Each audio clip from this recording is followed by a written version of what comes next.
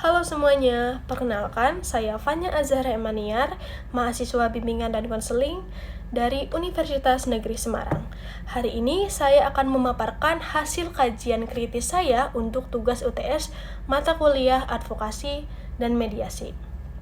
Isu yang saya angkat adalah kasus yang menimpa seorang videografer, yaitu Amsal Christy Sitepu, terkait pelanggaran hak cipta dan etika profesional di media sosial. Kasus ini bukan sekedar masalah administrasi atau lupa mencantumkan nama. Lebih dari itu, ini adalah representasi nyata dari persoalan keadilan sosial di era digital. Nah, di mana karya intelektual seringkali dieksploitasi tanpa mempedulikan jerih payah penciptanya.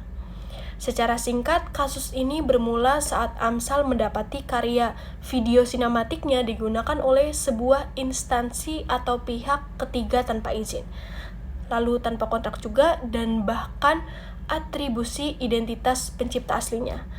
Tindakan sepihak ini mencederai prinsip transparansi dan profesionalisme. Nah, melalui kasus ini juga kita bisa melihat adanya ketimpangan relasi kuasa yang sangat nyata.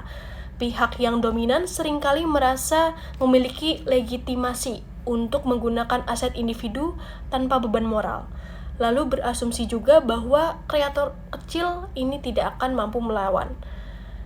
Nah, hal ini bentuk penindasan terselubung terhadap hak ekonomi dan hak moral seorang pekerja kreatif.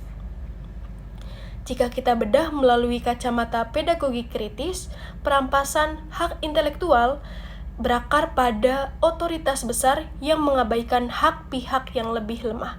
Secara etis, hal ini melanggar prinsip mulia atau sikap mulia karena gagal menjaga perilaku yang merugikan orang lain.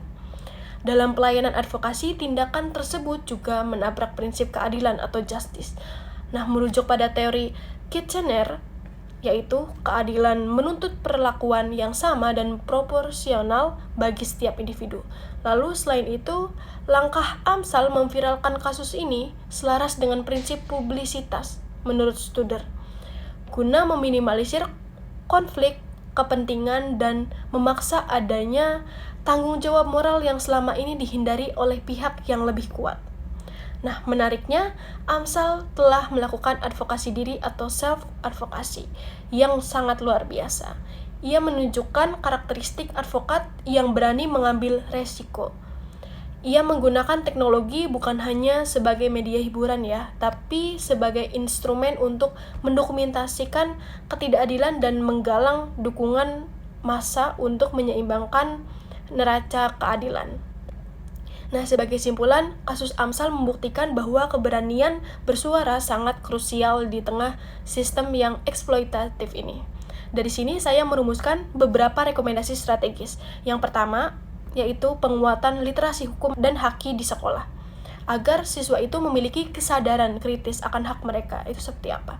Lalu, yang kedua, kita sebagai calon konselor harus memiliki peran sebagai advokat sistemik, atau kita harus membekali siswa tersebut dengan keterampilan negosiasi dan keberanian melawan penindasan. Dan juga yang terakhir, mari kita gunakan teknologi untuk advokasi positif sebagai suara bagi mereka yang selama ini tidak terdengar.